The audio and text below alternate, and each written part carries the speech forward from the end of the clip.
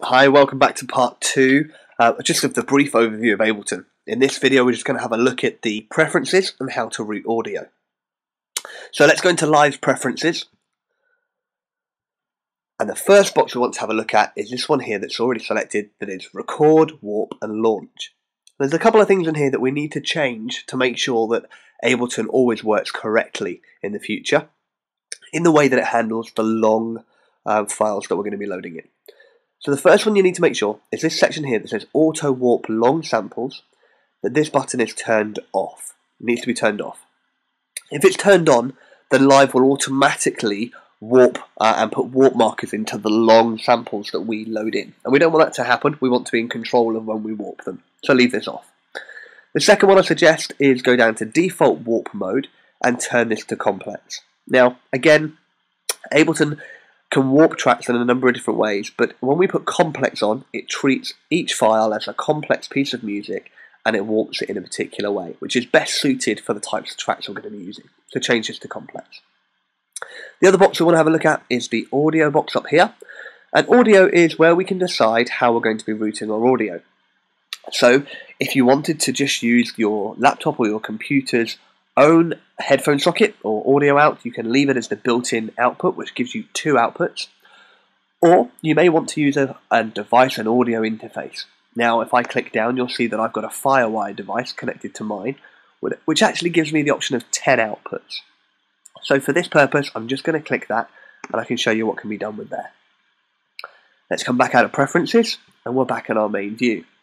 Now, if I hit the Tab button to take us to Session View, you'll see that at the moment all of the audio along here is routed to what's called Master. Now that means that if we are plugged in our FireWire device and plugged in two cables to go to our sound desk, everything that's playing in Live would go to our front of house speakers and our church congregation would hear it. Which is fantastic, but at the moment we don't want them to hear the click track. We don't want them to hear the cues telling us when to sing the verses and all the rest of it. So we need to route the audio in the right way. So what I'm going to do is I'm going to come along to the click track here, and I'm going to tell it to route the audio not to the master but to somewhere else. So if I click down and go into External Out, you'll see that it then gives me an extra box. Now, my master output down here is defined as a stereo pair. It's going out on 1 and 2. So I want my audio to go to a different channel. So I'm going to select down here, and I'm going to select channel 3. I'm going to do the same for the cue track. So I'm going to come down here, and I'm going to External Out, and I'm going to change this to channel 3. And finally, cue out, which is where it will route Ableton's inbuilt metronome or any cues that we do. I'm going to change that to 3 as well. Now I've got my audio set up on 3 cables. I've got 2 cables that I give to the sound man, which is for front of house, and that's for the loop or the multi-tracks on left and right. And then I've got a 3rd channel, which is our click track and our cue tracks. And again, that will go to the sound desk, but then be routed back into our in-ear channels, or however you choose to do it. So that's how you would route audio if you were using an audio device. We've got the option, of course, to go a little bit more complicated than that. Let's say that we wanted to route bass on a particular channel so it can have its own channel on the sound desk. We can do that.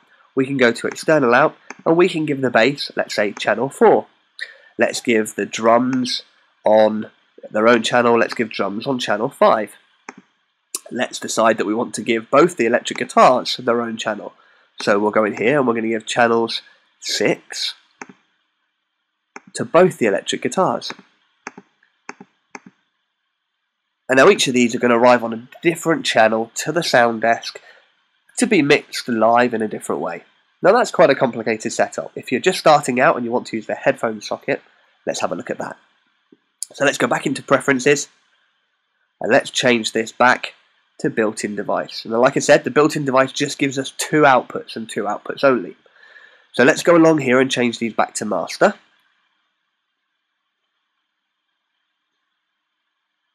So that all of our individual stems are going to be coming out of the master channel.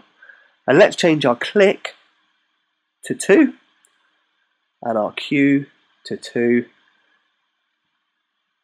and let's change our master to 1. Now when we play this, it'll be very difficult for you to hear now, but what's actually happening is it's playing on the left and right channels. So we're actually sending out all of our instrumentation that we want the congregation to hear on one channel, and we're sending on the right channel, and on the left channel we're sending out all the click and the cues. So we can use the headphone socket and route it to the sound desk that way. And then we can obviously, like I said before, we can mix this. So we might not want the lead vocal in, so let's take the yellow one. We might decide that that shaker's a little bit loud, so let's fade the shaker down. And so on. You might want to hear more of Andy's cue track, so we could raise the volume on that if we wanted to. And so on. So that's part 2 of the video on just how to get this set up and how to play a track. Have a look at the next video and we'll start looking at how we can build a set list together to actually use on a Sunday in our church congregations.